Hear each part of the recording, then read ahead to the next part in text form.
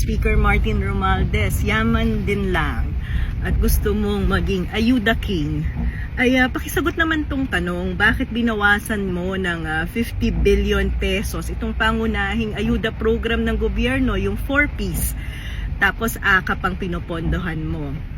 Anyway, meron akong challenge sa'yo. Tawagin natin tong Martin Romualdez Challenge. Sabi mo kasi may listahan naman at nakalagay ang pangalan ng mga AKAP recipients.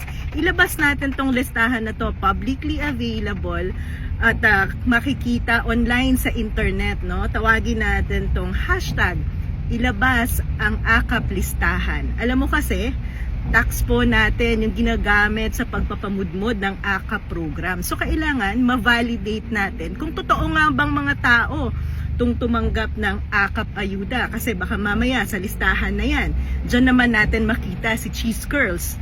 Isa pa, yung mga tumanggap naman ng AKAP ayuda, sabi ni Speaker Romualdez, 5,000 pesos daw. 5,000 pesos nga ba ang natanggap nyo?